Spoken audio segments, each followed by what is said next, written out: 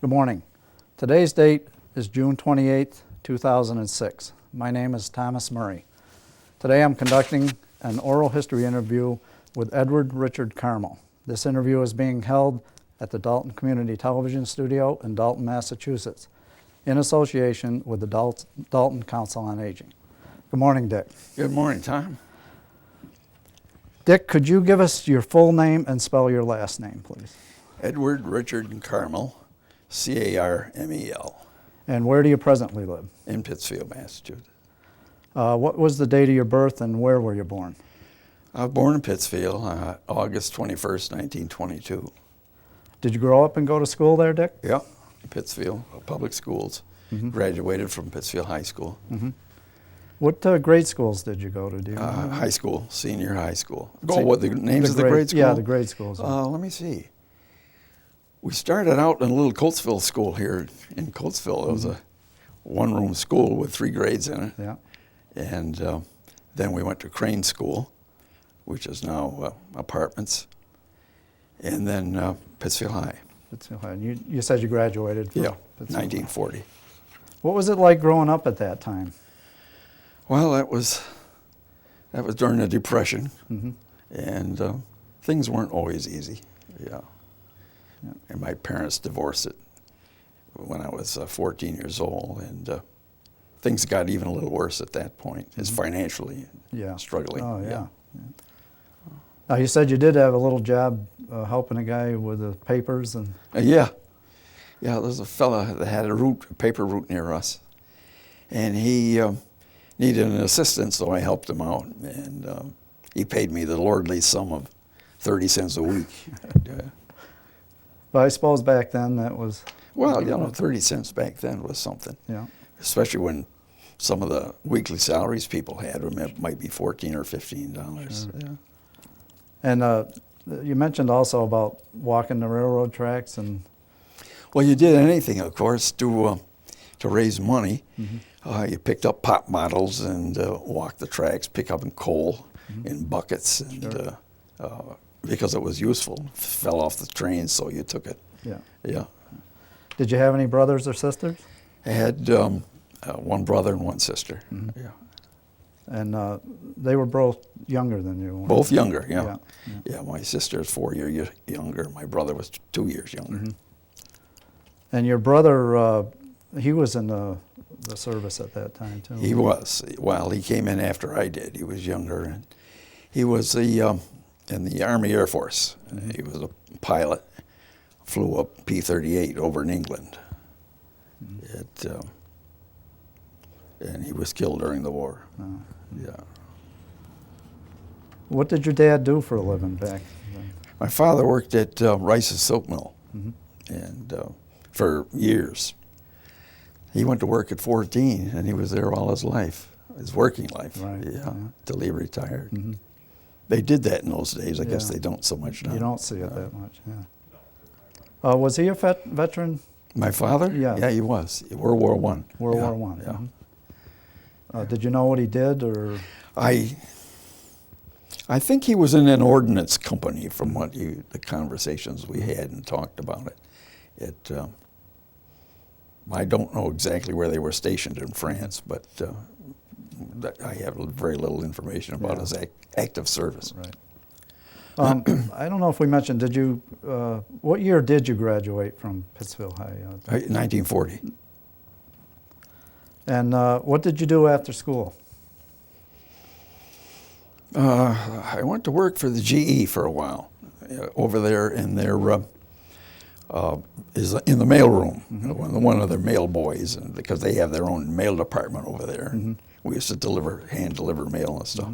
This was long before they had stuff like email. Yeah. And how long did you work there? I worked there for a couple of years till I went into the Marines. Okay. Yeah. Now, were you drafted or did you enlist? Oh no, I enlisted. You enlisted. And you just mentioned, but what branch of the service did you go into? I went into the Marines, U.S. Marine Corps, And how old were you at the time? I would just turn 20. My birthday's in August, and I enlisted in September of 42. So what were your dates of service? September 17th and discharged in December 8th, 1945. Mm-hmm. And why did you choose that branch? I remember you told me a little story about that, how you got into the Marines. Yeah. After I got in, I thought maybe it was stupid after what we started to go through. But I knew that I was eligible for the draft. At age 20, you were right in that age bracket. So when I went down to the recruiting office and talked to the Army recruiter with the idea of enlisting in the Army and maybe having them put me in a band, because I played trumpet and I wanted to get in a band, it would be good experience musically as well as fulfilling my military obligation.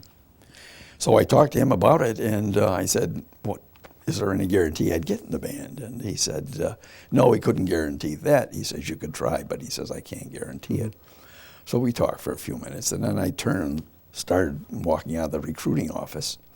And the Marine sergeant, they were in the same big room. Right. Yeah. He called me over. He says, "I overheard you asking about getting in the band in the Army." He says, "If you join the Marines," he says, "I can guarantee you'll get in the band." I says, "You can?" And I falls right all for it. And he says, "Yes." He says, "They're always looking for musicians to fill out the regimental bands and so on." And we're getting more and more Marines that they're enlisting, making a bigger corps now with the war on. So he says, "I can guarantee you'd get in the band if you want to." So he convinced me, and I signed up and went in. And when we get down into boot camp, they told us that you can sign up for a preferred post after you get out of boot camp, and if it's possible for us to fulfill that request, we will. And where did you go to boot camp? At the Paris Island. In Paris Island. Yeah. Was it hard for you to adjust to that? The boot camp? The boot camp? Oh, it's night and day, yeah. You live like a human being in the civilian life. And down there, they just tore us down to build us up the Marine way. It was difficult, no question about it. And where did you leave from? Where did you,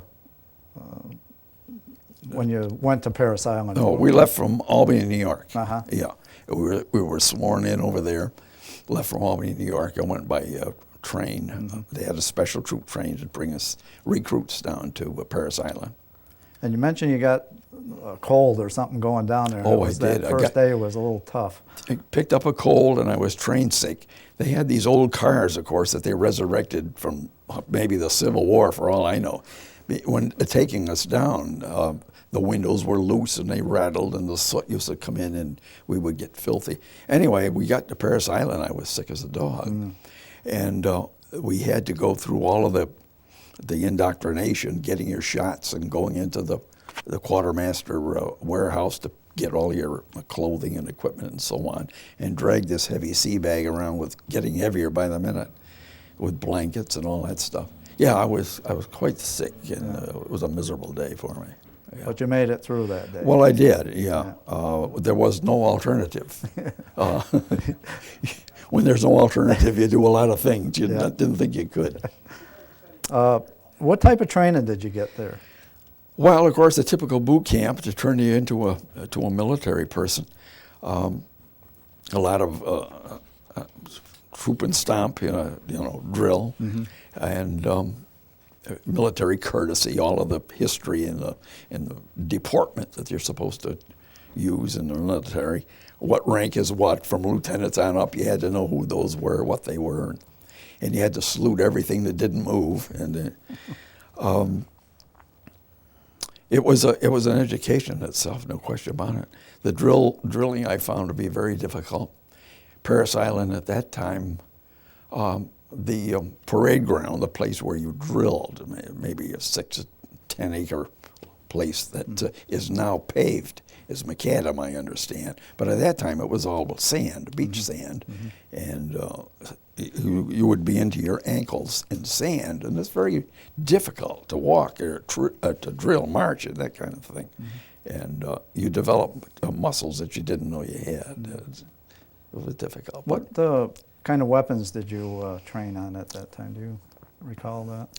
Yes, I had Springfield 1903, which is the rifle they used in World War I. And we used those for training purposes.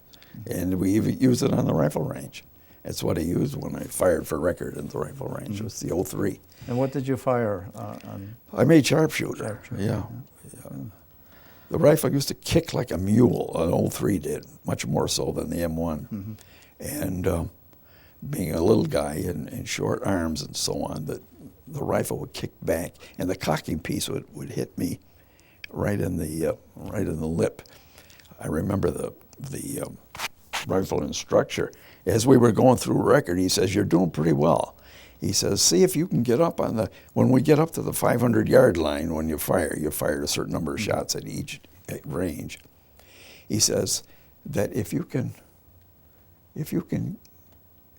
get, I forget the number of bullseyes he said I had to have. He said, you're within the realm of making sharpshooter. So he says, but you just buckle down when you get up there. So we walked back to our 500-yard range, and that was in a prone position. And so I fired, and I ended up with 2 points over the score needed for sharpshooter. Yeah, but my lip was all swollen and up purple for days. Do you remember any other instructors other than your? Well, our head DI was a sergeant named Sergeant Marcotte, I think it was. Tough man, but I suppose all in all, when you think about it afterwards, he was fair enough. He was doing a job, and I guess he did a pretty good one. Do you remember the day you graduated from boot camp? Was it a memorable day, or? Well, it was in that they awarded our sharpshooter medals at that time, and of course, that was a big deal for boots. And he came up and he pinned that sharpshooter medal on me. Yeah. And he said that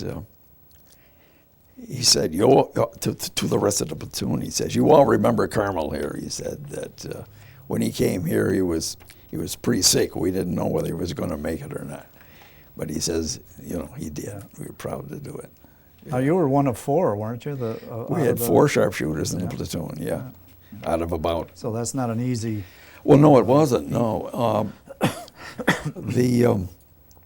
we had ended up with about 64, 65 men in the platoon. I think it started out with about 72, but there's a number of people that get washed out for one reason or another, and so there was only 4 of us. Now, where did you report to next? I know you mentioned the getting in the band. Was that part of that next move? Yeah, well, they did. As I told you, the recruiter said you could get in the band, and indeed I did. I was assigned to the band right after boot camp. And I was only in there, I don't know, 3 or 4 weeks perhaps. One of the problems was that the sergeant in charge of the trumpet section was a person that he and I rubbed each other the wrong way. And for whatever reason, I always thought I was a sweet and gentle creature, but apparently I wasn't in his eyes. At any rate, we rubbed each other's fur the wrong way. And after being in there for that short period of time, he engineered my transfer. We had a little kind of a scuffle one day, and he ran me up to the captain and said I had struck a superior officer, which is, of course, a lot of baloney, but I had the choice of being transferred or getting a court-martial, and which seemed a little bit heavy to me, so I took the transfer.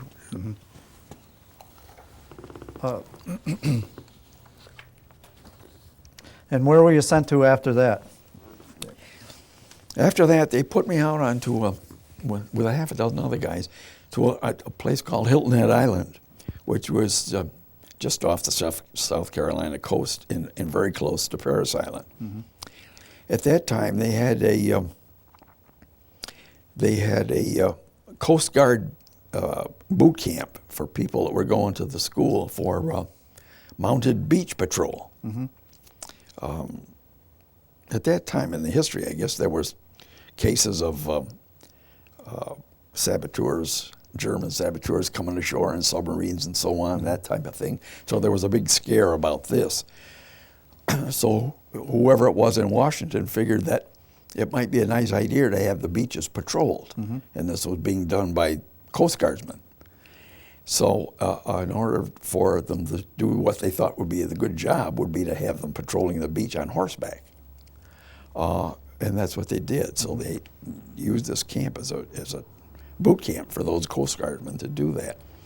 And they had maybe 30 or 40 Marines from Paris Island who were transferred there as post troops, that is, maintenance troops and running the physical establishment and so on.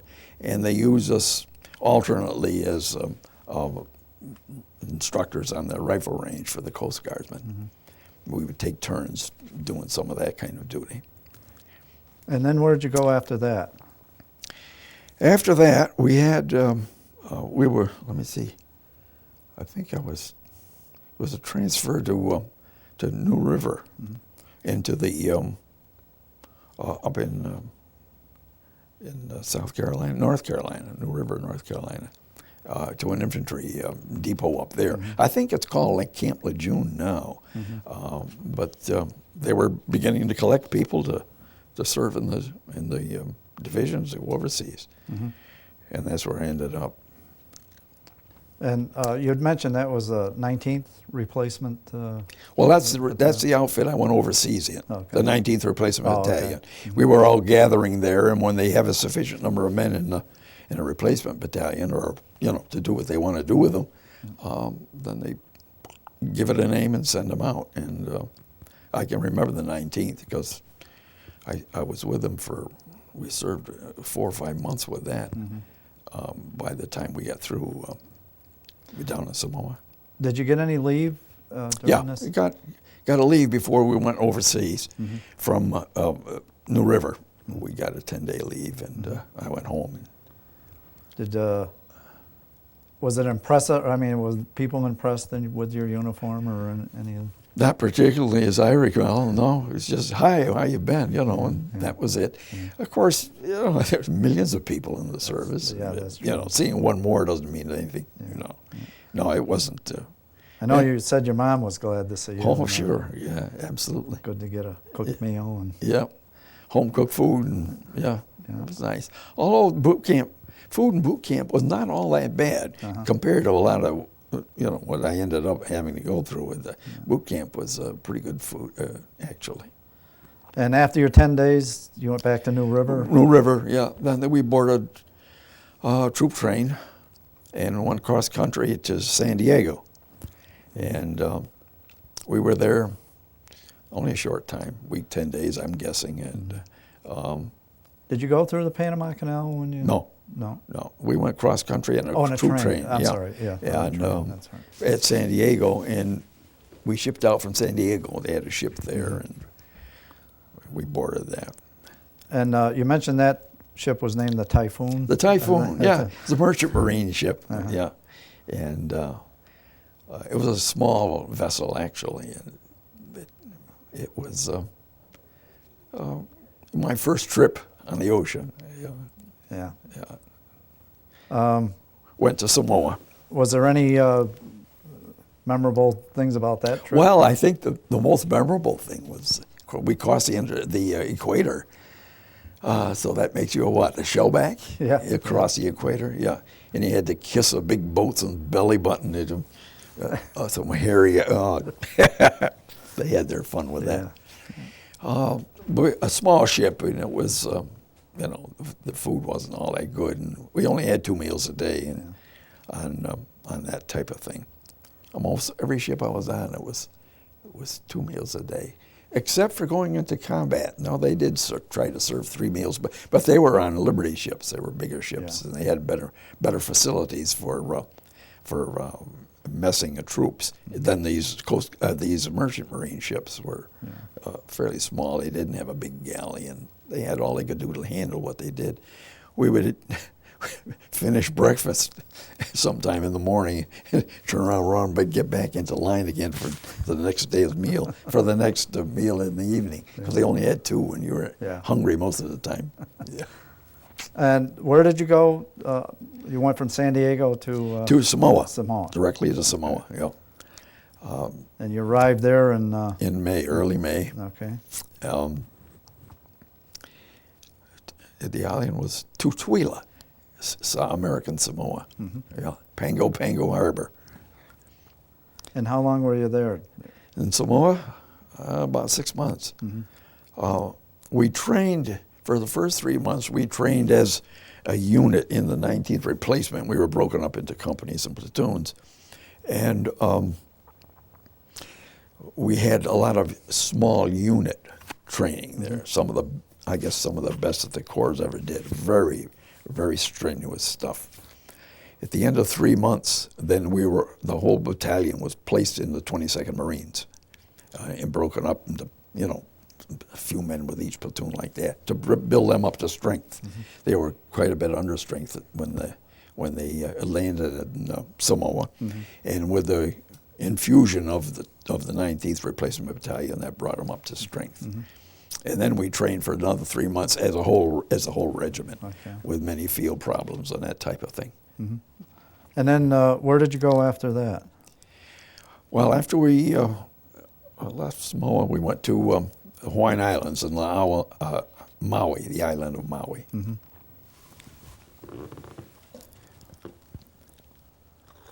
Now, you mentioned you got there on Thanksgiving Day. What kind of a day was that?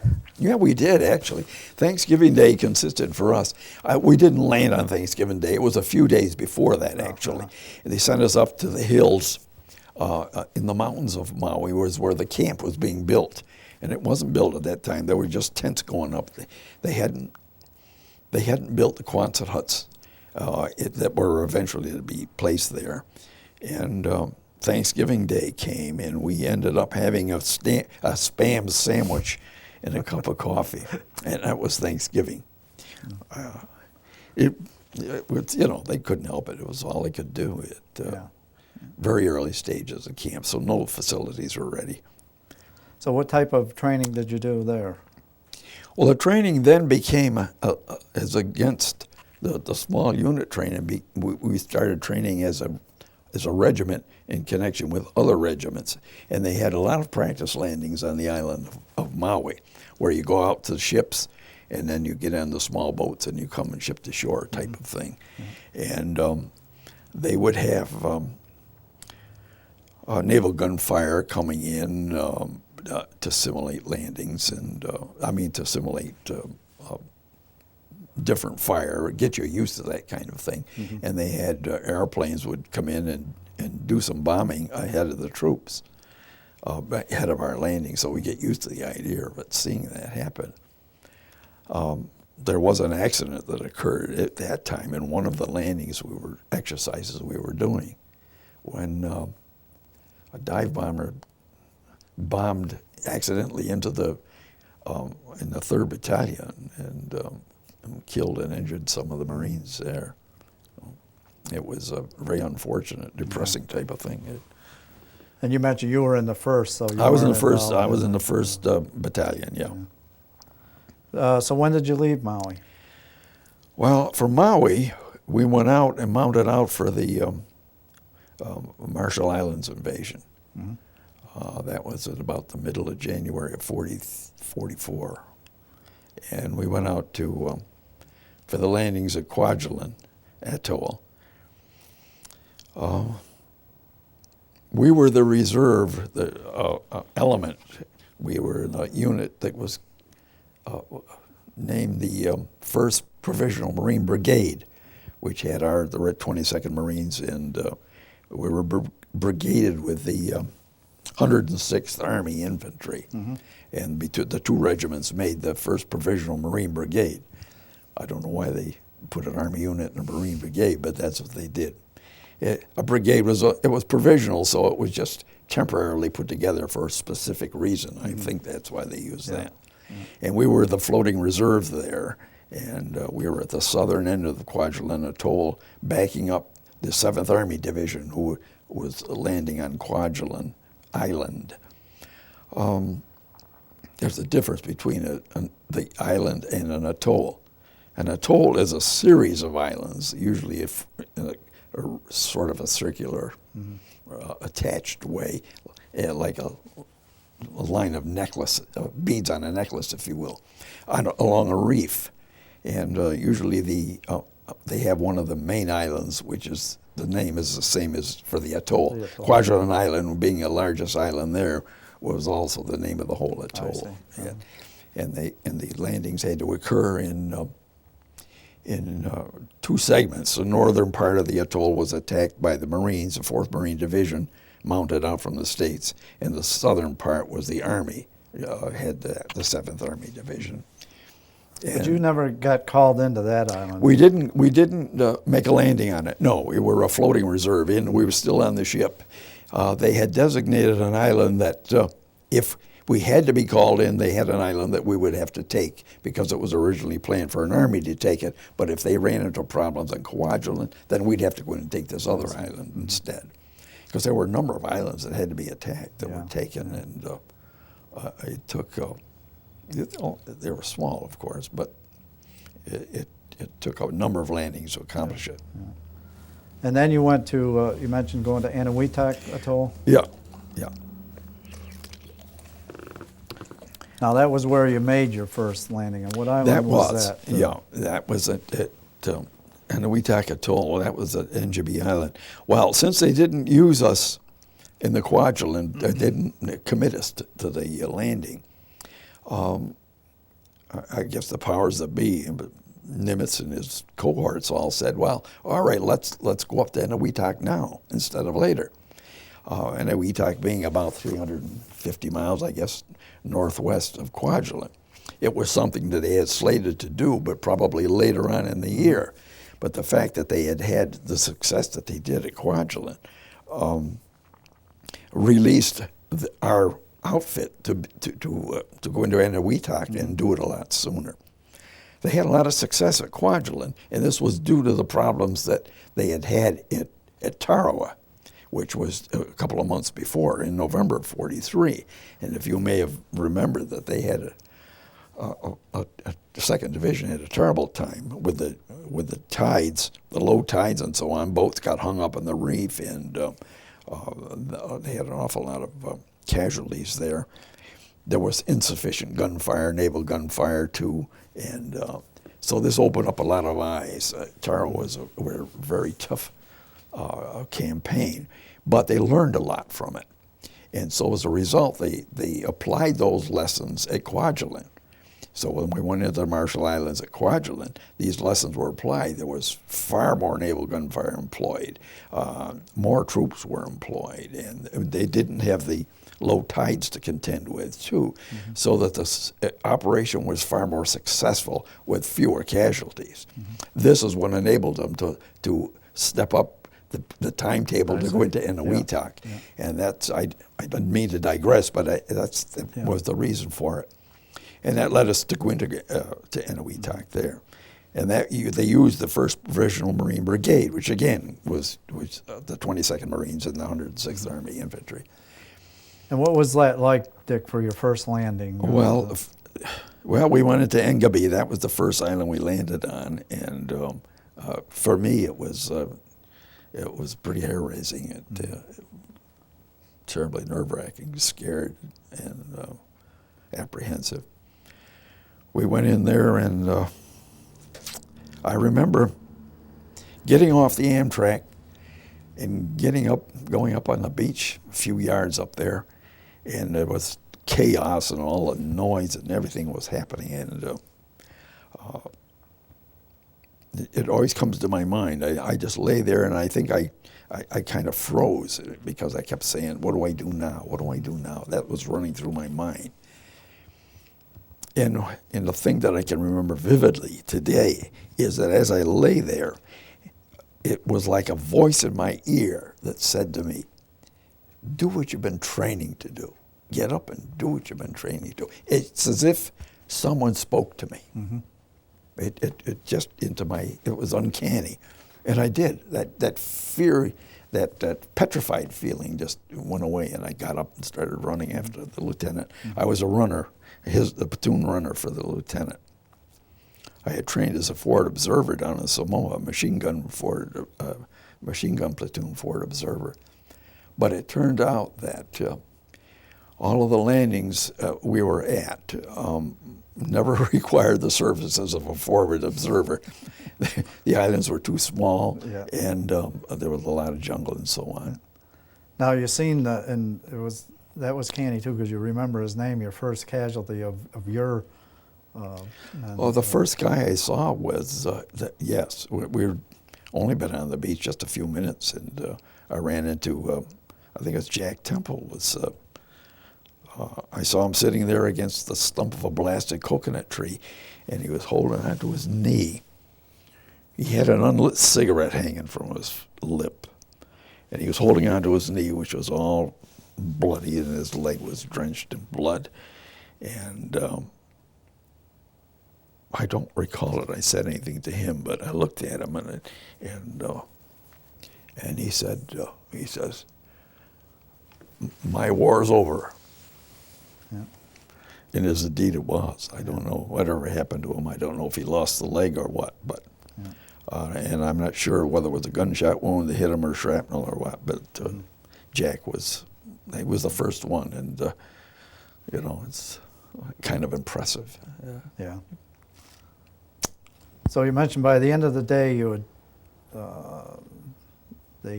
as you said, they claimed the island secure, but that doesn't mean Yeah, that. they did. Of course, the island was very small. It was a triangular piece of ground, about a mile on each leg. Now, that's not a very big island. Mm-hmm. It's a very small thing. They said, well, all right, we've secured it at the end of the day. Well, you can secure an island, and I think that means that the Japs aren't going to get it back. We've taken it away from them. But it doesn't mean the fighting is by far over with. It wasn't. And we went on through the whole day and into night, and we formed up in different formations and dug in for the night. And then the next morning we had to finish the job. I remember you saying that at night that was a Well, that was my scary- first night in combat. It was. Your imagination plays hell with you. You imagine all kinds of things. I remember lying in the slit trench. We couldn't get too deep as far as digging in was concerned for two reasons. First of all, there was the water table being so high. Mm-hmm. The islands were the Marshall Islands, I think somewhere I heard that there was the highest point above sea level is only 15 feet. So that you dig down too far and you get into water. Yeah. But we ran into the problem, too, of digging down and running into coral, hard coral, and you weren't going to get into that without picks and dynamite and that kind of thing. So I was only into the ground about 8 inches or so below the level of the ground. I had piled up dirt all around my little slit trench. And we lay in L-shaped slit trenches with feet to feet, mm-hmm. so that we could keep each other awake. And during the night, there was this blasted palm tree that was off to my left, where I was lying on my back, and I could see the tree standing there, and it looked to me like a Jap had climbed that tree. And as the more I looked at it, I could see where his legs were wrapped around the tree, and his rifle, he was trying to beat in on certain people to, I suppose, to get a good shot. And it was waving back and forth, and I had toyed with the idea of shooting him. But the orders were never to fire the rifle at night to give away your position. Mm-hmm. So I withheld my fire, and I just kept an eye watching him, and he never fired. And that's the way it went all night long, as far as that particular Jap was concerned. When it came to be morning and the light started to get bright enough, I looked and saw that there was no one in the tree, that it was the configuration of our gunfire blasts on the tree had frayed it, which made it look like his legs wrapped around it. And the waving rifle was a palm frond that it was waving back and forth. And, of course, I thought I was a complete idiot when I saw that. But it's your imagination playing the tricks on you. And, of course, things happened during the night. There was infiltration, and there was some gunfire going on by fellas that felt that they had to shoot at something, even though they weren't supposed to. Grenades were going off and all. And I remember I woke up in the morning. There was a dead Jap body about 6 feet from my foxhole, and I don't know how he got there, because I never heard him and never saw him, and he wasn't there when we laid down. So, which is a little bit hair-raising when you think they can get that close and you don't even know they're there. It's uncanny. So how long were you on that island? Well, we were on that island the 2 days. After that, we went back aboard ship, and we all felt pretty good. We've said, well, gee, this is, our war is done here. Didn't turn out that way. The Army was supposed to take the other 2 islands at the southern part of Eniwetok, the island of Eniwetok and Perry Island. They were supposed to be taken by the 106th Infantry. And they did. The following day, they made the landing on Eniwetok Island. It's about 20 miles further south than Engaby Island. The atoll was fairly circular, about 20 miles from north to south. And we were in the lagoon. The landings took place from within the lagoon. Went down to the southern part of the island. And the infantry, the 106th, went in at Eniwetok Island and made their landings there. And they had a problem, apparently, because we started getting reports coming into the ships, and we would listen to the speakers on the ships as they come in, and you could hear the progress of the landings being broadcast over the ships. They did that, and they were having problems getting in. They weren't moving off the beach, the troops, and I guess there was some of the Thomas Watson was the general, was getting a little bit pissed off because they weren't moving in. The upshot of the thing was that since they were having that much difficulty, they said we'd better send the Marines in. So they did. They sent in our 3rd Battalion to help them out, and they went in over the beaches through the Army groups and proceeded across the island. And the Marines had to help them out to take Eniwetok Island, and they went across the end of the island and then turned and went the length of the thing. It turns out that apparently someone had run into some paperwork when we took Engaby Island that indicated that the Japs had more people at Eniwetok Atoll than was first originally thought. Our intelligence figured out there were maybe a certain number of troops there defending that place, but there was considerably more than that.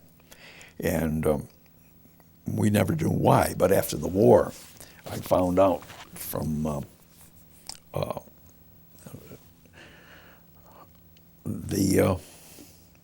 was it? I think it was, maybe it was I'm trying to think of whether it was a television program, a history thing or not. At any rate, a Japanese ship that had been slated, a troop ship that had been slated to bring reinforcements to some of the more eastern atolls of the Marshall Islands, had been sidetracked and landed at Eniwetok because of the landings that had occurred in Kwajalein. It threw their timetable off. So they couldn't go out there because the American fleets were all over the place. So they took and stopped at Eniwetok and unloaded the troops there. So unbeknownst to our intelligence, the troops were increased in number on the Wetak by a couple thousand people. So we ran into far more troops than we originally thought. And so as a result, the 106th Infantry did not go in to take Perry Island, which they were supposed to do, but they sent us in instead. Okay. And So that was your next landing? that was my next landing was at Perry. Yeah, we went in there. And that was an unfortunate landing in a way, because we landed on the wrong beaches at Perry Island. It's a long, sort of a teardrop-shaped island, maybe 1.5 miles long by about 600 yards at the widest part, and then it narrows down. We were to land on the widest part of the island, go across the end of it, and then turn and head down the length of the island. That was the idea of it. And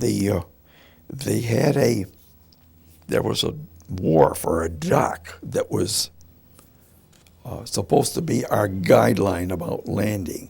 We were supposed to be the right-hand company was to be guided on that wharf, and that was to be the boundary line, so that when they went in, everybody would be in a nice neat little row going in. Well, it didn't work that way. The naval gunfire had blown out the dock, and it was nowhere to be seen.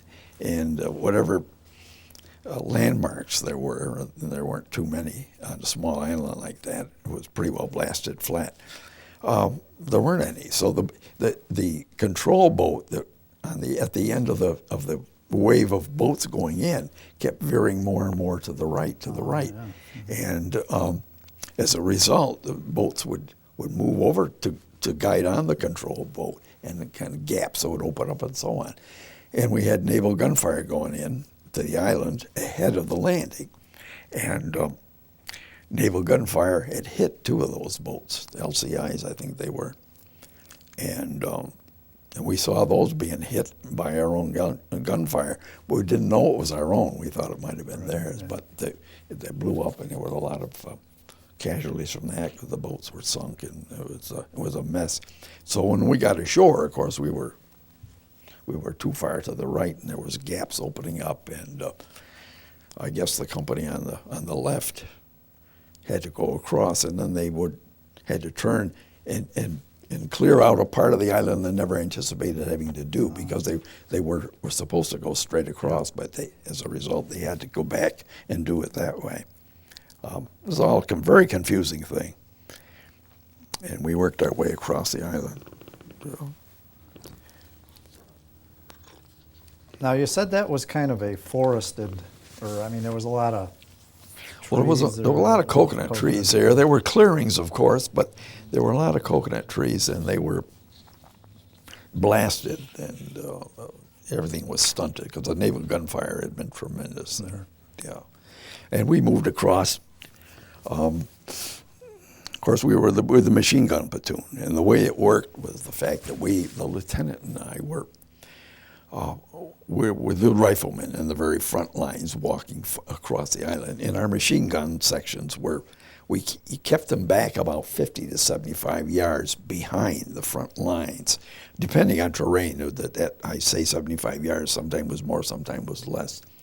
And the reason for that being that he wanted to use them as a backup defense. We were in the front with the riflemen, the BAR men, and so on. But we wanted the machine guns back a little ways for defense in case we had a charge come against us, a banzai or something, and we had to fall back. We'd have the guns in place to help protect ourselves, protect the lines. So one of my duties was, as we went forward with the riflemen and the guns stayed back in a position, he would find a new position for the guns to be placed. And then he would send me back to pick up the guns and bring them back and place them in the new positions. So that meant I was running back and forth between the front lines and going back to get the guns and bringing them up again. So I covered the same ground about 3 or 4 times from what they did. And of course, every time I got up to run back and do it, bullets were flying around and kicking up dirt on there, and I was scared to death. And I would jump back into a shell hole or something on the way back till the firing stopped for a minute, and then get up and run again. It was really hairy. Mm-hmm. And I'd get the guns and bring them forward to where the lieutenant was, and the guys would keep asking me, "Do you see any Japs? Do you see any Japs?" They couldn't wait, I guess, but we finally did saw plenty of them. Now, this is where you were awarded the Bronze Star, and can you give us how that incident took place? You were coming across the clearing, or? Yeah. Well, there was a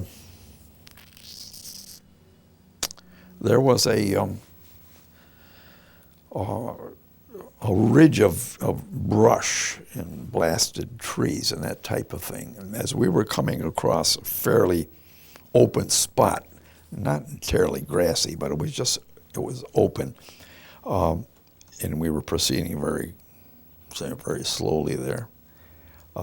We started getting fire from the machine gun and mortar position, and of course everybody went to ground, and we lay there, and then the mortars kept coming in.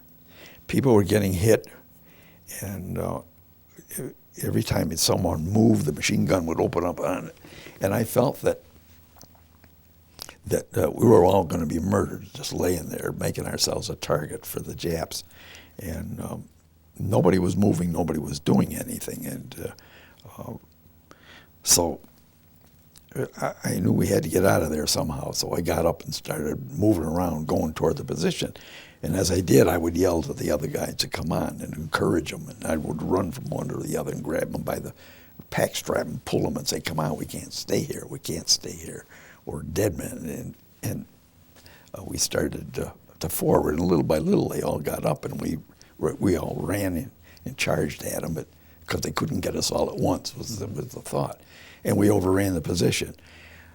We killed a number of them, and then some of them ran off farther down the island, which had to be contended with later, I suppose. But at that time, it saved our bacon, because we were just laying there, and it was being decimated. Yeah. We had about 6 or 7 people who were hit badly at that spot, and I just thought it was stupid to lay there and let them keep doing it. That's all. We had a lot of. They had at Enowetak, we had ran into what they called spider traps for Japanese positions, which involved. We didn't know what they were at the time. They had a central position where they had several people in this hole in the ground, and when they had dug tunnels out in 3 or 4 directions, underground little tunnels. It couldn't get very deep there, but they had covered them over with corrugated tin and then with dirt and sticks and stuff on it, so you didn't know it was there.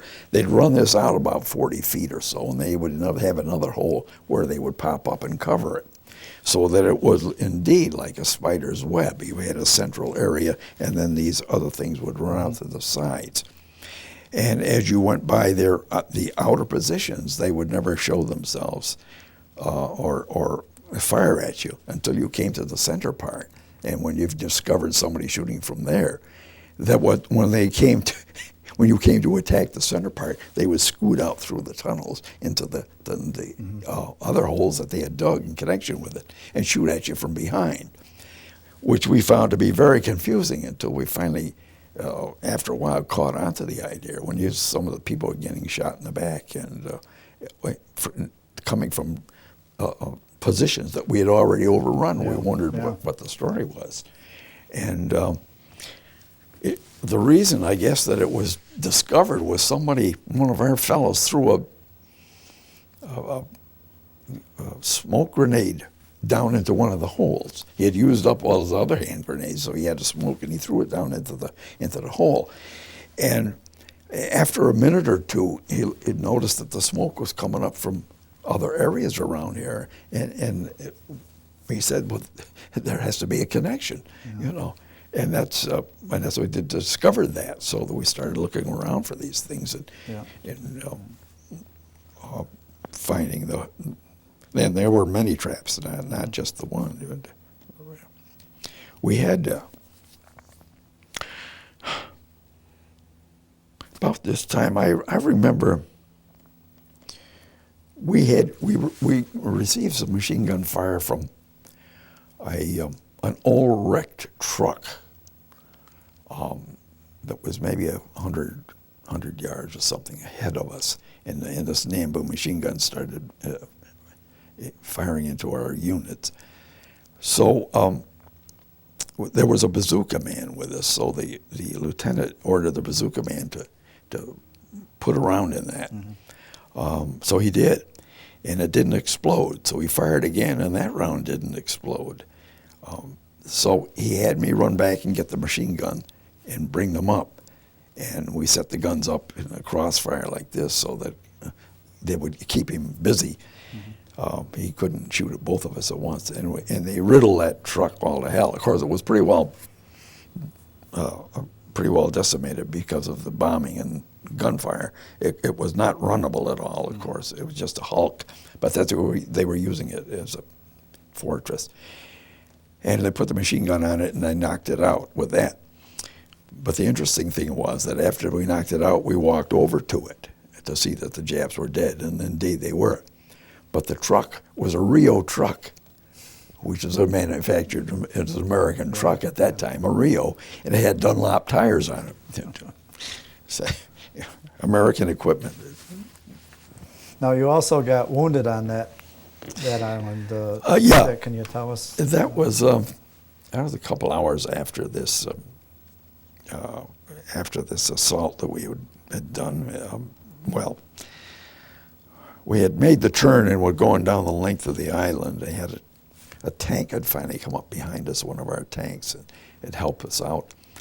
We like to work with tanks. The tanks would go along and the infantry alongside of them to protect the tank, and the tank also gave us a considerable amount of firepower.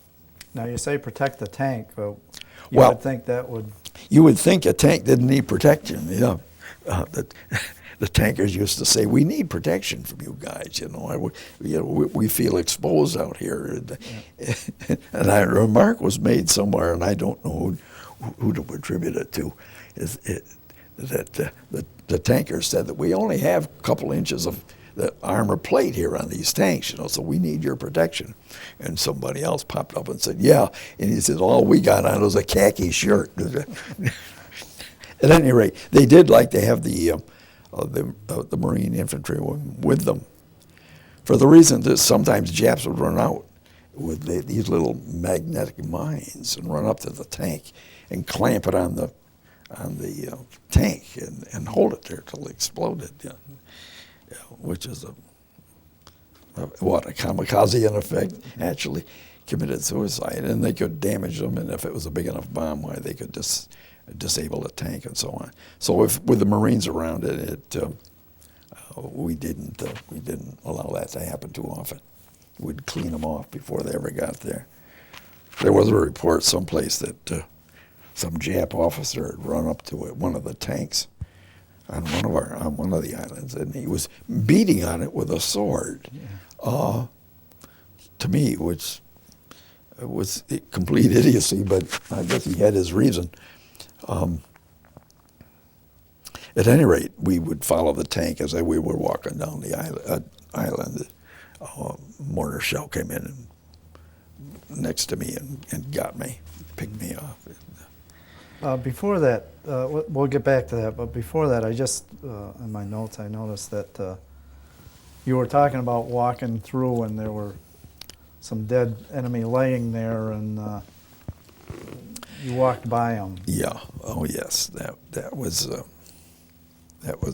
the first one I shot. That happened on. It wasn't too long after we got off the beach. There were a lot of lot of Japanese that were killed by the naval gunfire and bombing and so on. And as my platoon leader and I were walking by, we would walk by. To the left, there were 3 Jap corpses lying there, and the bodies were all torn up. We knew they'd been hit by shell fire. So as we walked by, we glanced at them and then kept going on further. And then after I took about 2 or 3 steps, I whirled and turned around and fired at one of the Japs that were laying there. And the lieutenant was quite startled to hear my rifle go off with just a couple of feet behind him, and he turned around and looked to see what I was shooting at. And he says, "What are you doing?" And I says, "I just shot that Jap." And he says, "Well, they're dead. What are you shooting him for?" And I says, "Well, he was just sitting up and raising his rifle up to shoot us in the back. And he wasn't dead." And he says, "My God." He said, "Well, how did you know that he wasn't dead?" When we, as we went by, I says, as we walked by, he followed me with his eyes. And I says, "A dead man's eyes don't move."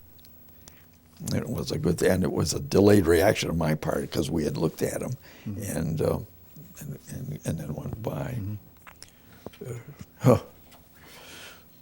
So now back to where you got wounded. You were hit with a mortar? Yeah. Yeah. And where were you wounded? I was wounded in the leg, from the leg, my back, my behind, and mortar shrapnel. And it blew me down. I was, I guess the first sensation that I remember is that I was surprised. As screwy as that might seem, it just seemed surprised that they had got me, but they did. You always think it's going to happen to another guy, I guess, but so I lay there on the ground and I couldn't feel my leg, and I said, "Well, it's gone," and I didn't dare look at it. Of course, there was a lot of shells coming down, so I was afraid that I was going to get hit again. So I crawled over to a shell hole, and as I was kind of rolling down the side to get into the hole, and I could see the leg was there, so I knew it wasn't gone. Yeah. So I lay there for, I'm guessing, I don't know, 2 hours maybe, waiting for support troops to come up. And when they finally did, I stuck my hand up and waved it back and forth, and a corpsman came over and he gave me some morphine and he cut my pants leg off and started bandaging up. The worst ones were in the back of the leg. It got a lot of peppering stuff. Most of it was about the side, the end of your thumb, and then there's a lot of smaller stuff. It was completely peppered all through here, and it was bleeding. There was some on the back of my arm. You said one little piece that... One hit me in the nostril. Yeah. Went right through from here into there. And I felt like I had something in my nose, and I went like that, and the piece of metal come out. It was a small thing, no more than the size of a match head, but the velocity had pierced it right on through there, the edge of the nose. It's crazy. Now, after the corpsman took care of you, I remember you saying you wanted to get back with the guys, but he said you were all done. Well, yes. He patched me up, and he said the stretcher barrels away along and bring him back to the beach. And I said, no, I didn't want to. I want to get up. And I said, get me on my feet so I can rejoin the guys. And he says, you're not going anywhere. He said, but I felt terrible not having. Leaving the people. It just didn't seem right. Yeah. I belonged there. I didn't belong laying here on the ground, and I was disappointed. I wanted to go on with them. So they took you back to a hospital ship, did you say? Yeah, we went back to the beach. We lay there for a while they were collecting casualties. They were all lined up on the wow. And they took us on the landing boats. Maybe they had 8 or 10 casualties on stretchers at a time, and they took us out to the hospital ship, which was offshore a mile or so. The Solace, I believe, was the hospital ship I was on. Mm-hmm. They had maybe 4 or 5 ships in the Pacific that they used, and they all had those comforting names, Yeah. you know, like the Mercy and the Solace and the, you know, the Comfort, I think was indeed one, that kind of names for them. Yeah. They were painted white, completely all white, and big red cross on the side of it, which didn't bother the Japs. I mean, it made a nice target, I guess. I'm not sure that any of the hospital ships were ever attacked, but if they weren't, I think it was because they didn't see them, not because they wouldn't want to. So where did you go from there? I mean, from that? From there, we well, after a few days, they stayed in the lagoon collecting casualties. Then we went back to Hawaii, Pearl Harbor. There was a hospital there. It was called IE Heights, some miles away from Pearl Harbor, up in the hills, and that's where I went and was treated there. Actually, it was. And how long were you in the hospital? I was there probably till about end of March, first part of April, something like that. And what did they do with you after you were discharged from the hospital? Well, then we went back to, they sent us to what they called casual companies. It was outside of Pearl Harbor. There was a Marine base there, and a casual company, they just simply collected guys from various places, flotsam and jetsam, people from coming out of hospitals, even guys that got out of the brig that served their time. It was a collecting point for different people until they had sufficient number to do something with. And they would have you on working parties of various sorts, and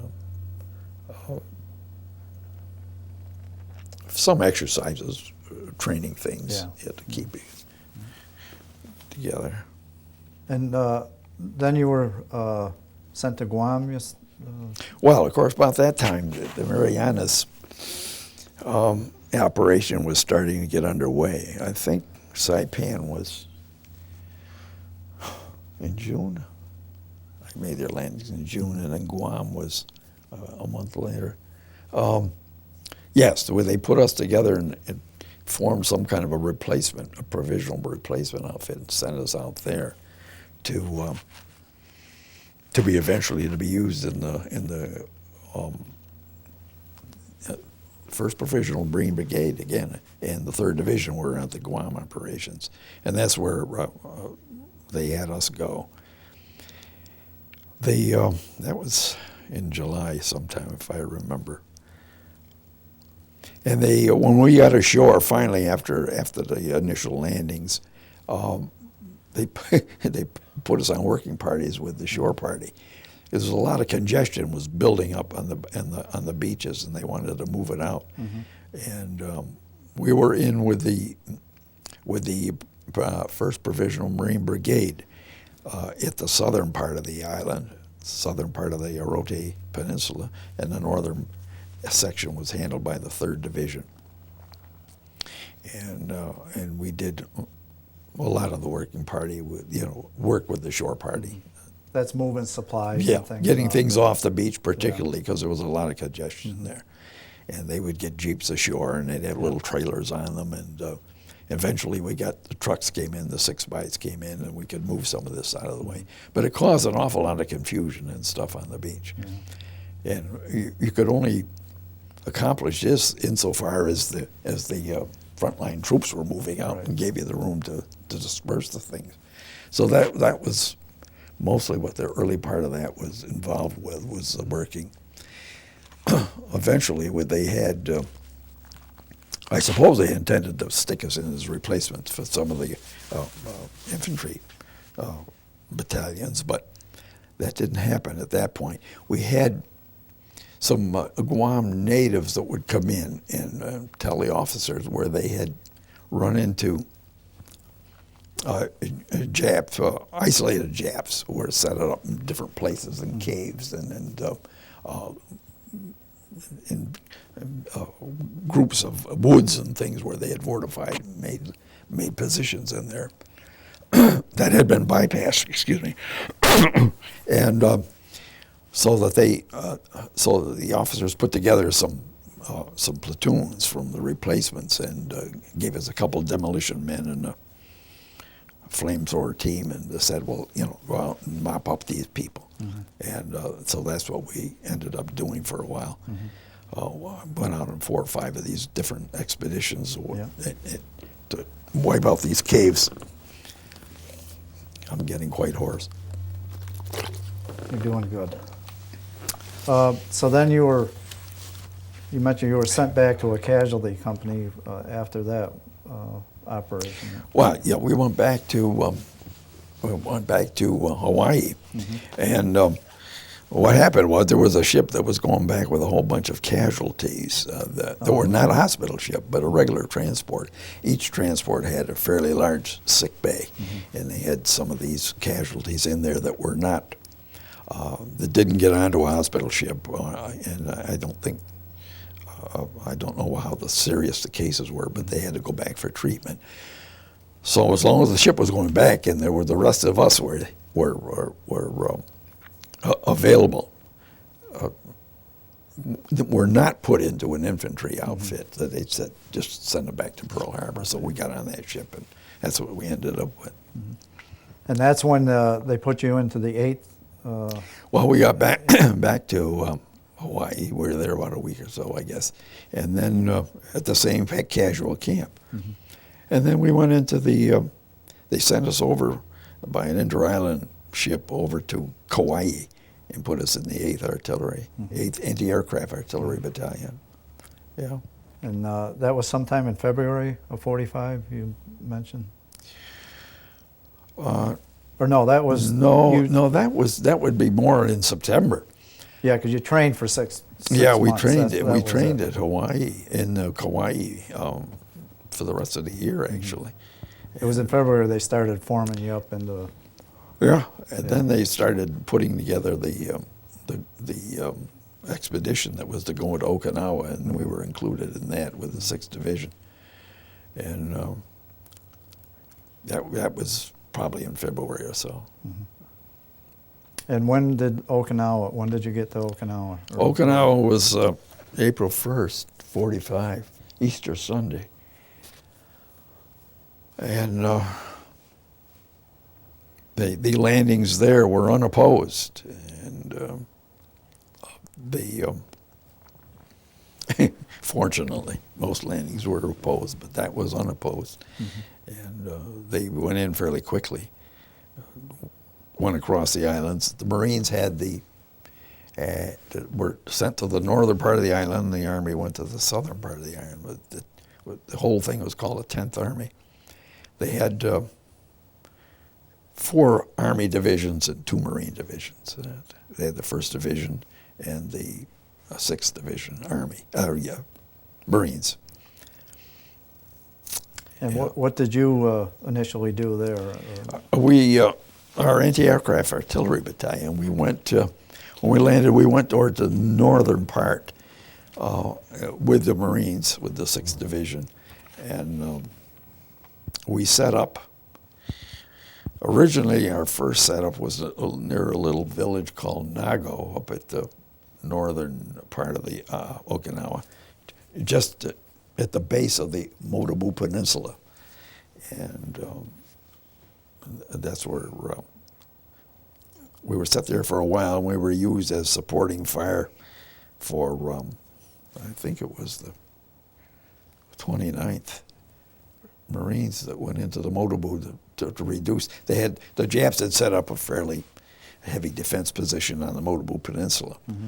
All the rest of it, that was fairly rapid advancement up the island, that they had not really fortified it at all, and the progress was very good. till they got to the Motobu, and they did make a defense there, and we would use some supporting fire for them from the.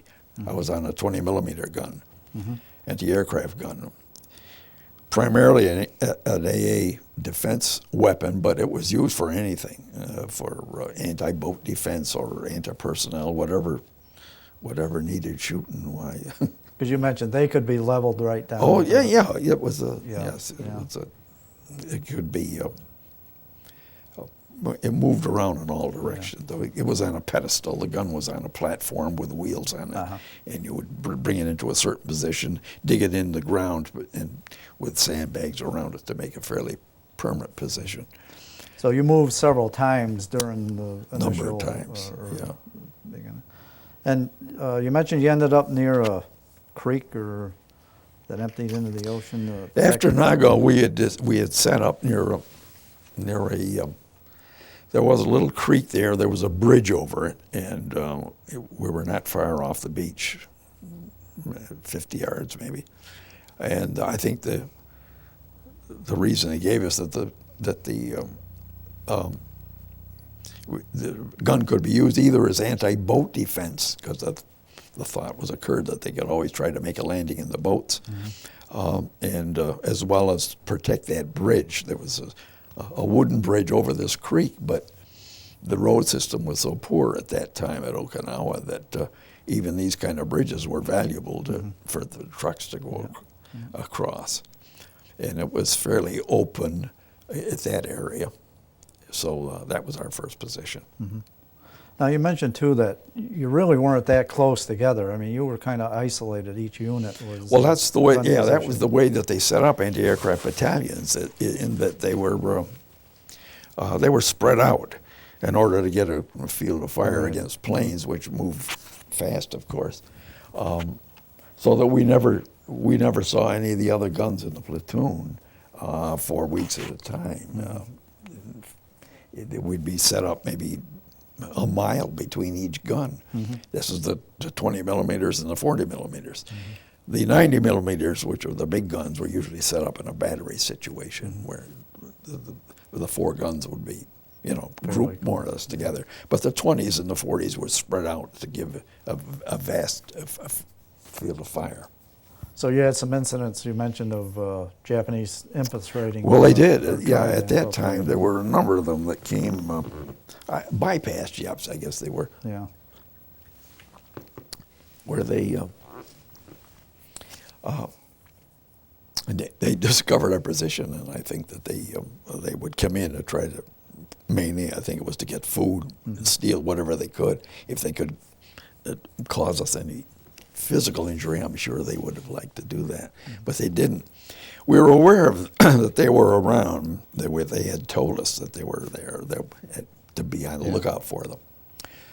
So we strung some barbed wire around our position, maybe 50 or 60 feet out, just maybe 8-10 inches off the ground, and tied tin cans to it with little stones in them and stuff, so that it would make a rattle at night, so that we could hear them. And a couple of times that we did indeed have them move in on us, so that we would open fire on it when we heard it. But it's good. Now you mentioned you were on the beach, and they told you about the civilians, that you had to be careful of them because sometimes the Japanese would infiltrate into the civilian. Yeah, the civilian population on Okinawa was treated very badly. That was, it's my understanding that there were more civilians killed, Okinawa civilians killed during that battle than there were the combined American and Japanese military forces. They had a terrible time. They were all displaced, and they were constantly moving around. Those that were allowed to move around by the Japs themselves. We were told, of course, that anytime we had them, any civilians come nearby, to keep an eye on them in case that sometimes the Japanese soldiers would try to mix in with them and move around that way and cause mischief if they could. So there was this one day that we ran into, they ran into us. They came down this path that was near our position, kind of a dirt road type of thing. And there were about 20 or 30 of them, I guess. Mostly old men and women and kids, it looked like to me. Mm-hmm. So, but we stopped them and walked in among them and looked them over very carefully to see if we found any younger men in there that could have been Japs. And but we didn't. They were all older people and the women and children, as I said. They were terrified of us. The thing that struck me was that the absolute terror in their eyes and their faces as we approached them, me and this other fella, Barnett. And they, of course, had no idea what we were going to do to them. Mm-hmm. I think the Japs had given them all that propaganda about Americans were going to kill them and rape them and, raise hell with them. We were bestial type of people, I guess. But anyway, it didn't turn out that way. We left them alone and told them to move on after we saw that there was no one there that was a threat to us. And they did. They moved on. And then came your hell. They needed forces and... Well, of course, the Army had the southern, moved towards the southern part, and they ran into the Shuri line, the Shuri-Yanabaru-Naha line, I guess it was called.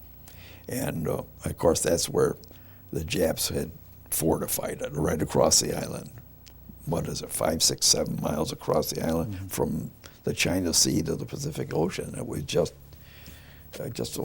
complete fortifications. And they ran into that, and it was stopped cold. And it was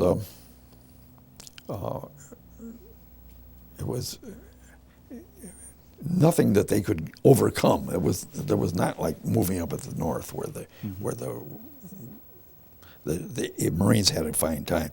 So they got stopped cold, and they called in the Marines from the who were up at the north patrolling and just taking it easy.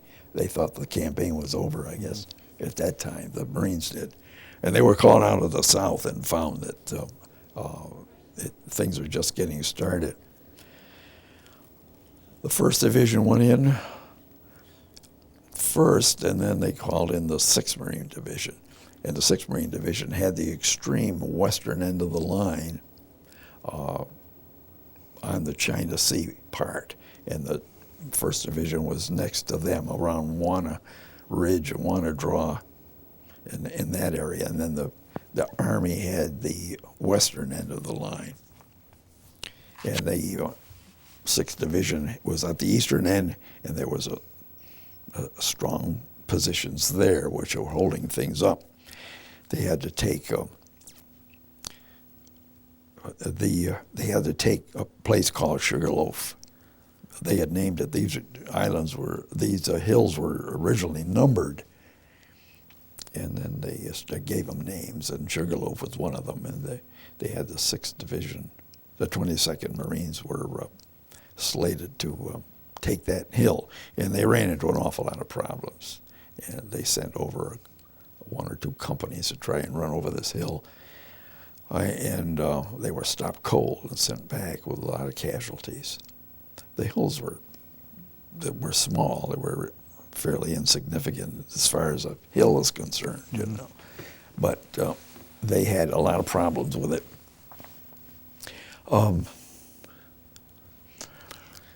As a result, the 22nd Marines, the 29th, and the 4th Marines were what constituted the 6th Division. The 22nd Marines were receiving an awful lot of casualties because they were the ones that were slated to get Sugarloaf. And they finally had taken people, pulling people out from support units of various kinds. took them in and filled in the ranks of the riflemen down there. That would be people they take out from quartermaster, cooks and clerks and MPs, and they took some people off of artillery units of various kinds, a man here, a couple men there, and so on, to build up a replacement company of sorts. And I was nailed for one of those. And we went down, were put into the 22nd Marines as replacement units. This was sometime, I'm guessing around the middle of May. Mm-hmm. It's hard to remember the dates as everything runs into one after another. And we were put there, and I ended up in the 1st Battalion, which is where I served before at Inouïta. Yeah. But there were very few people there that I saw. I was in a different company, for one thing. Yeah. They put me in Company B, and I was in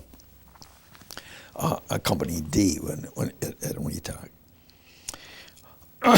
And I lost my train of thought. Well, you were put into that as replacement units down at Sugarloaf area. Yeah, Sugarloaf. The Sugarloaf complex was on the eastern end of the Japs' defense thing, and apparently it was a key to one of the defense of the Shuri line. Mm-hmm. If they could gotten around one end of it and then come in from behind on the other, they could have made a lot of trouble for the Japs, which is what they were trying to do. In this complex at Sugarloaf was one of the things holding it up.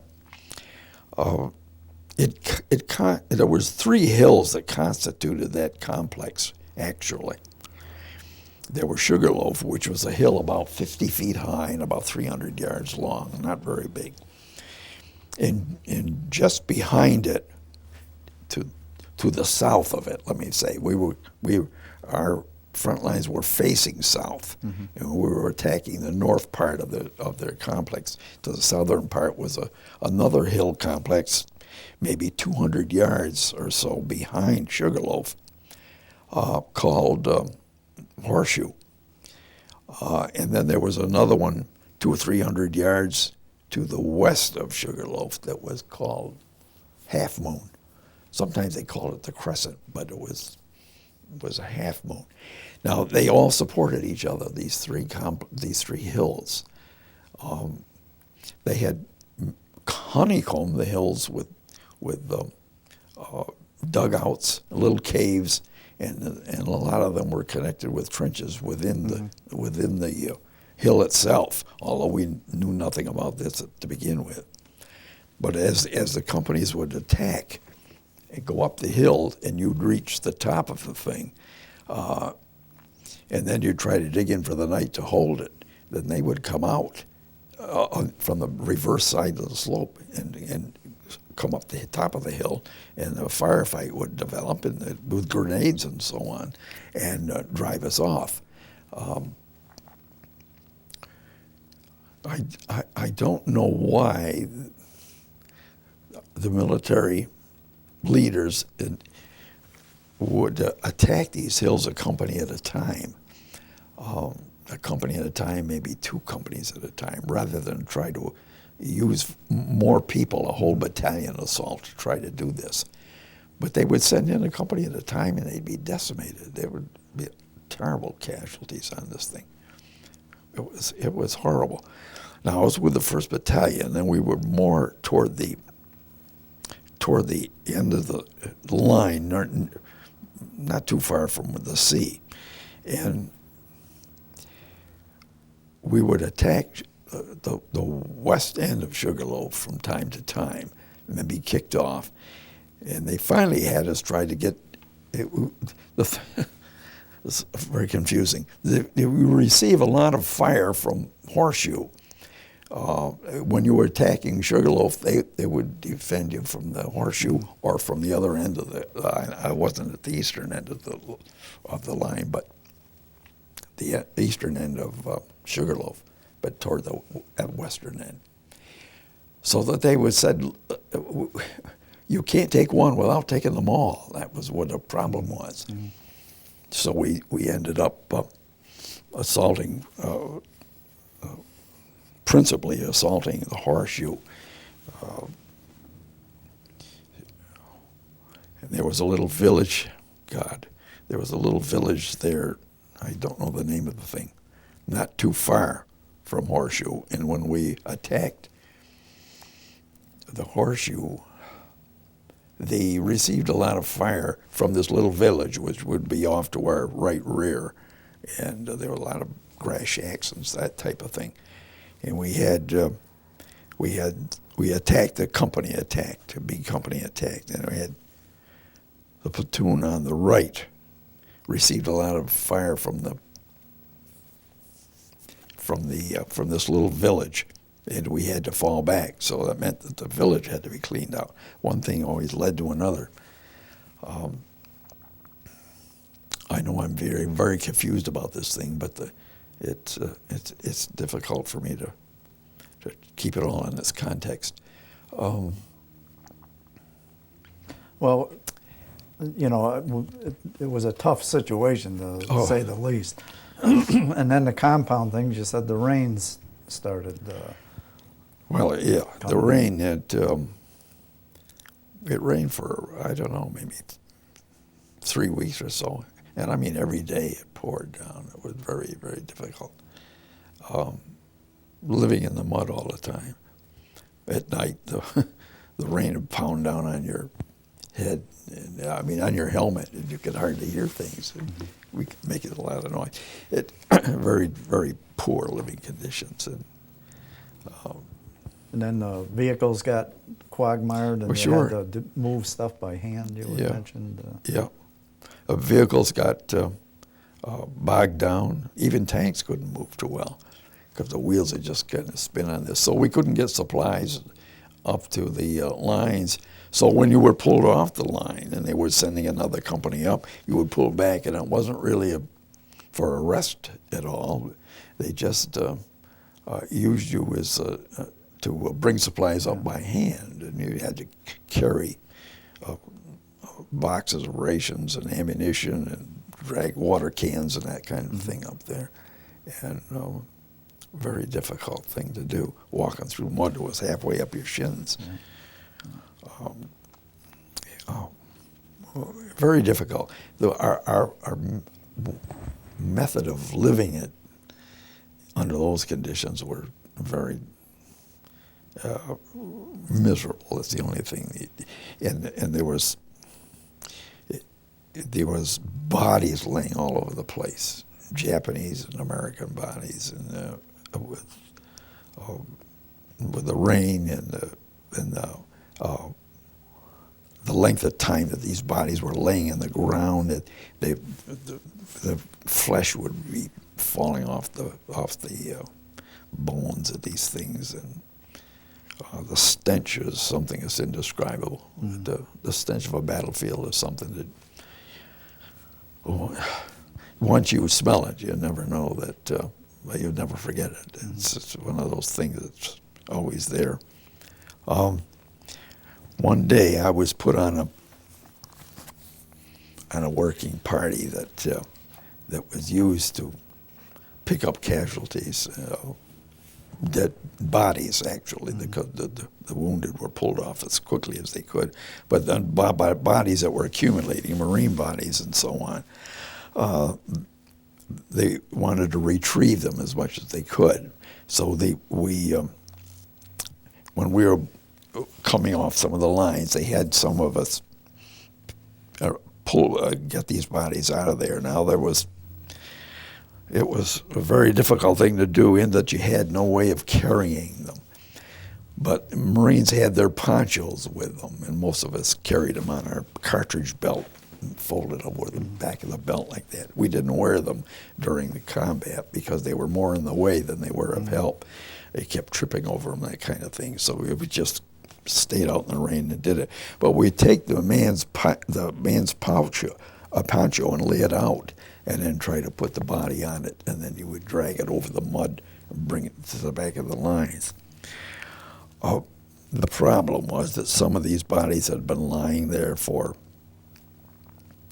the length of time that when you grabbed a hold of them to put them on, to pull it onto the poncho, the arm would come off. The legs would, or the foot would be in your hand.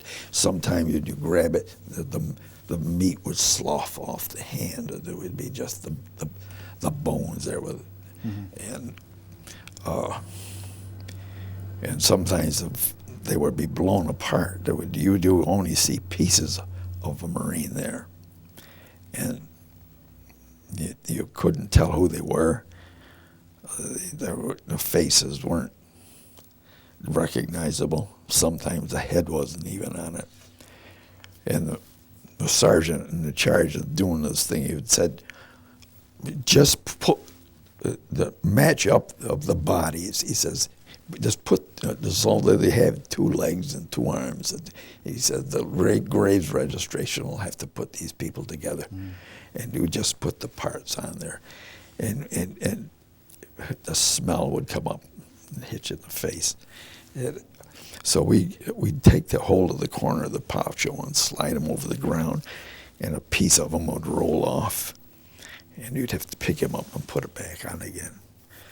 And this was all in the pouring rain, and you were doing this, and that was terrible. So after all you've been through, you had to go through Well, all of that as well. Everybody had it. Yeah. I guess had to take a turn at doing this kind of terrible stuff. Yeah. And the Jap bodies were in bad shape, but we just left them there.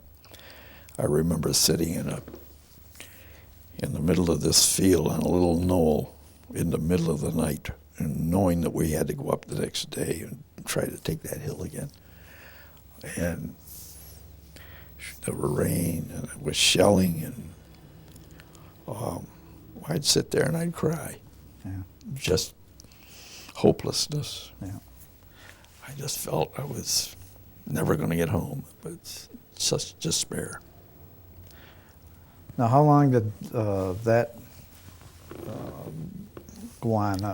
When did you finally were able to get out of that mess? I was with them for perhaps, I don't know what, maybe a month. When finally Sugarloaf and the Horseshoe were taken,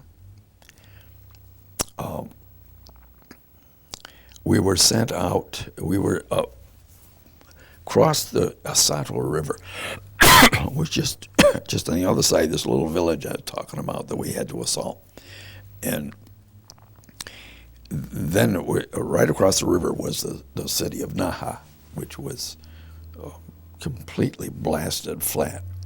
We figured it was going to be a very difficult thing to go through that, the kind of street-to-street fighting and that type of thing through these ruins of buildings and so on. But it turned out that the Japs had not really elected to fight through the thing. They had left a few people there that we had had to grenade battles with from room to room, but that wasn't anywhere near what we thought it would be. As a result, it took the city without too much trouble as compared with the other stuff. And it was at that time that they got in a big bunch of replacements off ship. We had a lot of young guys come in, and so the first sergeant, when he was replacing the companies, the first sergeant came up and told all us people that had been picked up off of our other units. He said, you're going to go back to your original units, to your home units, which we were very glad to hear. Not that there was a lot of us left, there weren't, but we did. We were sent back to our original units. And So you went back to the NA? Yeah. And you mentioned they were still on the beach. They were still on the beach at the same spot that we were in, and they were glad to see me, and I was glad to see them. That's for sure. Yeah. Now, you said you did move to an airfield. We did. It was near short. an airfield. Yeah, it was. Shortly after I got back, we had moved to, I think it was near Kadena Airfield, and which of course was considerably farther north than where the fighting was occurred. After we had gotten through the Sugarloaf and Naha stuff, they had made an end run around the Japs, and they had started the Japs pulling away from Shuri Heights and started to go farther south on the island, and we're compressing them down there, and they started getting in B-29s coming in from squadrons were coming in from Guam and the Saipan and setting up on Okinawa to use for bomb runs into Japan. And they were setting up anti-aircraft defenses all the way around these airfields, and that's where one of the spots that we were stuck into was not too far off one of the airfields. I say not too far off. We were maybe 3/4 of a mile away from the end of the runway, but relatively speaking, Right. for anti-aircraft, we were there. It was close. Now, you said you got to feel a little bit human again. The Seabees were there. Good old Seabees, yeah. When they set us up there at near, I think it was Kadena, I'm not sure. I can't remember. They had 4 or 5 airfields there that were in that particular area because it was fairly flat part of the country. They set us up near where there was a Seabee outfit, a camp there, and so one day we walked over into the Seabee camp, and to us it was amazing what those people had done. I mean, they had built up. They had Quonset huts going up. They had nice tent cities there, and they had a mess hall, and we could smell the chow cooking. So we walked over to the mess hall, and we went inside with some of the Seabees there, and we asked them if it would be all right if we had something to eat, because we were scrawny and skinny and filthy dirty, and it's. And they said, "Yeah, come on now, get in the chow line." And so we ate with them, and the food was very good. Of course, we were eating just C rations and K rations and stuff, but they knew how to live. Those Seabees did, I'll tell you. And they treated us like kings, so they were wonderful. Yeah, absolutely. It seemed to me, at the time of Okinawa, I was only maybe 22 years old, but it seemed to me that the Seabees were older fellas. I say older fellas, maybe they're in their 30s. And when you get 22, somebody in his 30s seemed like an older guy. But because they were more, a lot of them had been construction people in their civilian lives, and all manner of construction. And of course, they put them together in a unit, and these guys could do miracles. It seemed build anything from anything, and they had the materials and the know-how, and it was absolutely amazing. Yeah, they transformed the face of the ground. And now, how did you find out the war was over? You told about that night. Well, kind of a sad night in a way, too. It was. This was, of course, in August, and what was the war? Was over 14th of August, I think it was. One night we were there, sitting there. It was in the evening. It was night, and all of a sudden we saw anti-aircraft fire going off all over the place. Machine guns shooting, the tracers you could see in the sky is what you saw. We had gotten no word on our gun line. All the guns were connected by a telephone line that ran for miles to our CP. So I got on the line and called CP and said, what's happening? What are we under attack or what? And they said that they thought it might be a Japanese parachute attack, which was, to me, it sounded like an outlandish idea. They had never done it before. But he said, just hang in there. He just said, man your gun. And he says, but don't do any firing. So we did. And a few minutes later, he called back, and he said, the war's over. I couldn't believe my ears. The war is over. Yeah, and what's with the firing? He says, they're in happiness, I suppose. But he said, I don't want you to fire the gun. He said, don't. He says they shouldn't be doing that. So as time went on, of course, the firing grew less and less and less. And I find that after a few days later, we realized the word came down that a lot of guys had been killed by the indiscriminate firing, the shrapnel coming down and so on, and nobody was thinking about where they were going to shoot or anything. It was a mess, and it was terribly sad. Yeah. So you stayed on Okinawa for a while after that, didn't you? We were there, yeah. Well, of course, had been building up the place for the invasion of Japan to be coming in. We knew that would be happening. And we stayed there till, I don't know what it was, but that was in August. You mentioned October, you thought. Yeah. Was it around that sounds about, that sounds about it, because in October, maybe toward the middle to the end of October, we were put on ship and sent home. They had the way the people came from overseas, they had a point system that they had set up. And you got to go home in the order of whatever number of points you accumulated, and they used various criteria to assess your points, and that type of thing. So where did you go land when you got back to the United States? Back to San Diego. San Diego. Yeah, we got back to San Diego Harbor. There was a Navy band on the pier that was playing for us, but that was it. We got off the ship and went out on truck 6x, so we drove out to Camp Pendleton, and we were there for, I don't know, 2 or 3 weeks, I guess. You did mention while you were there, it was during Thanksgiving again. Yeah, it was in November. You had gotten some liberty. Yeah, that was an interesting thing that happened. They gave us, the particular platoon I was in, we got liberty for Thanksgiving Day. So my friend, pal of mine, Buchanan, we call him Bucky, him and I went out to Los Angeles, and we took a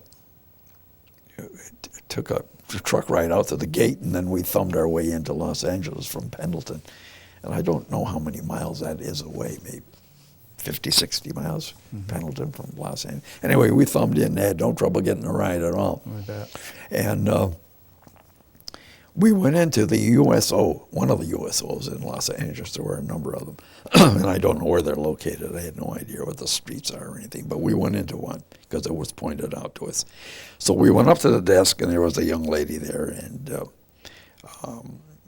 she asked us if we had any plans for the day. We said, well, no. We just came in from Pendleton and had the day off.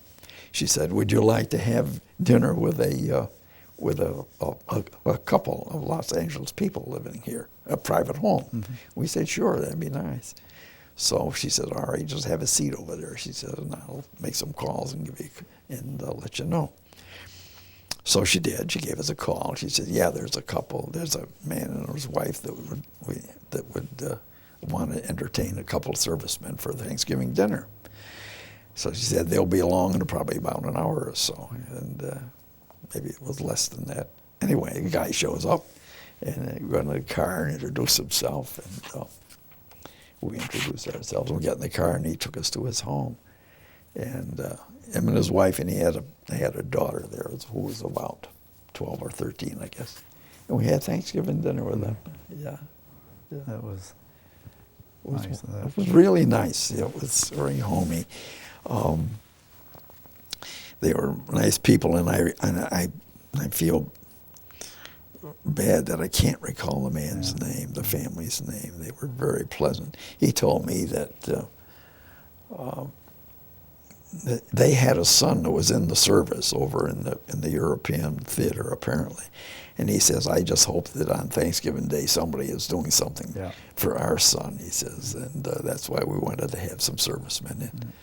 And I thought that was a nice gesture. Yeah, it was. Yeah. So where did you go after Pendleton? We went to Great Lakes. Mm-hmm. Naval training station up there just north of Chicago, I think it is. And that's where we were processed for discharge. And that was December 8th was I got out. Yeah. Took the train back to New York City. Now you mentioned you had to stand all over. I had to stand all the way from Chicago to New York City. The trains, of course, in those days were the main means of mass transportation, and they were crowded. Yeah. I found the same thing when I came home and leave from Camp Lejeune back and forth on there. The trains were crowded then. Sure. So I had to stand up all the way. I would sit on the arm of a chair or somebody who would say, well, you know, but that's the way it was. Yeah. So you got into New York City and then? Grand Central Station, and we took that milk train up from Grand Central up to Pittsfield, and I could mark my progression. the progression of the train. The conductor calling out all the names of these little towns as we worked our way up Connecticut and into Great Barrington, Stockbridge, and Lenox. You know, but you knew you were getting closer. Yeah. And how did it feel to get home that day? Oh, yeah. Well, it's a feeling you can't put into words, really. It's just absolutely marvelous feeling. It was very, very hard. I can't describe it. It was just wonderful to be back, knowing you're back alive and all. Yeah.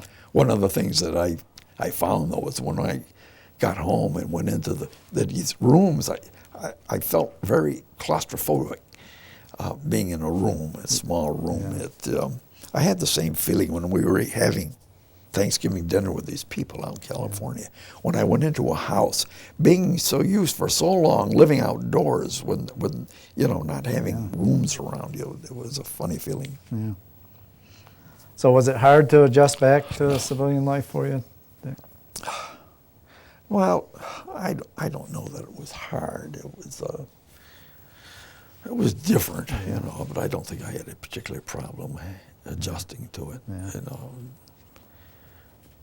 Of course, at that time you'd found you lost your brother, and that was difficult. Well, I knew that when I was overseas. Oh, did you? My mother had written. Oh, yeah, she had written and told me about it. I learned about that while we were in Hawaii, and it was a very sad time.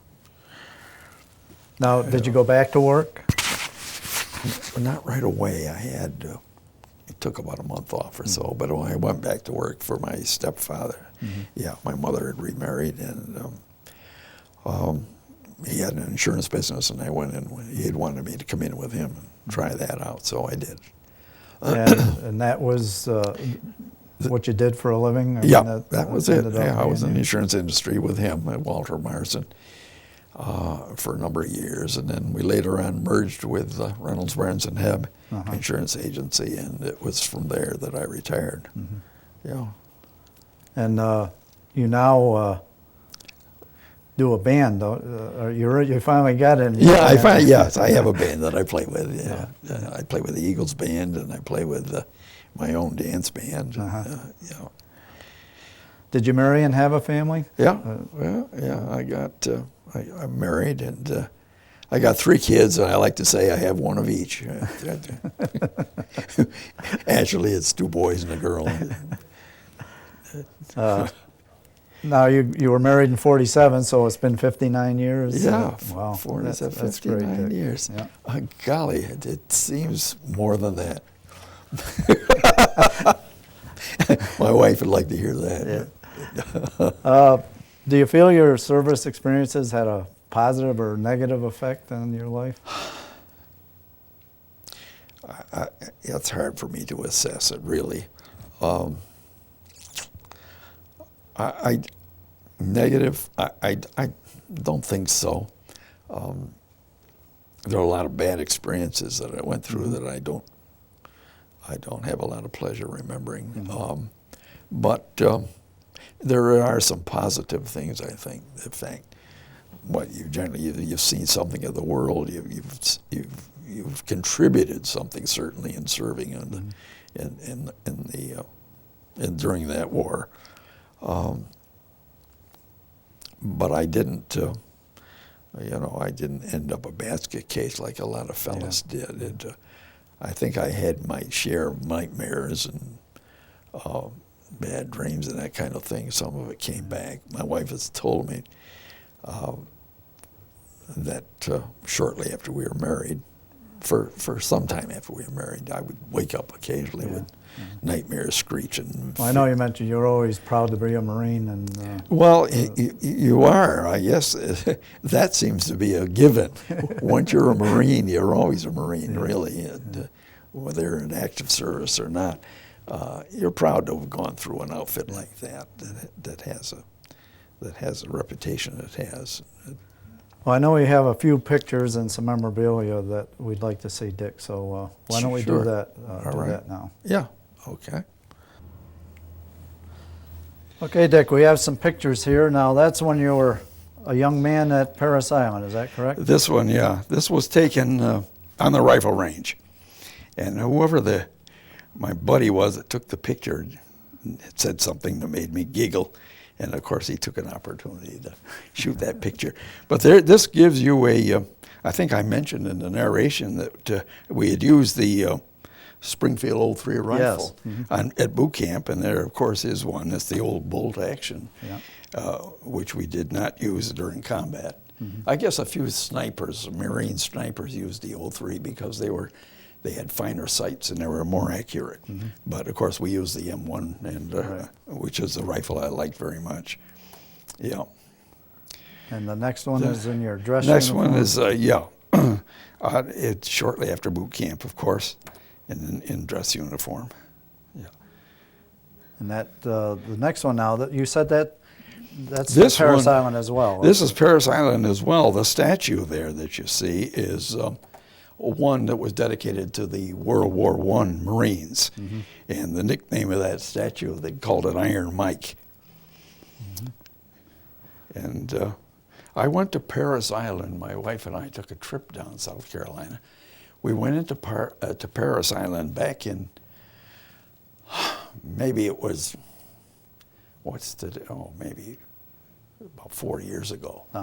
Maybe it was 58 years between the time I was there. And we took a picture of me standing next to that statue 58 years later. I had never thought I'd get back to Paris Island, but we did. Well, that's great. And it's pretty much the same as it was then. These little Mountain 75 cannons were there.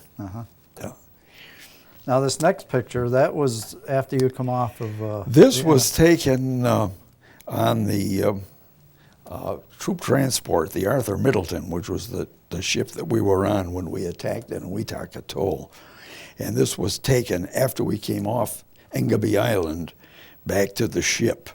And some of the men went down to the mess deck, and we had coffee down there. Just to verify, you're not in that I'm picture, not in but- that picture, but I was in the room when they took the picture.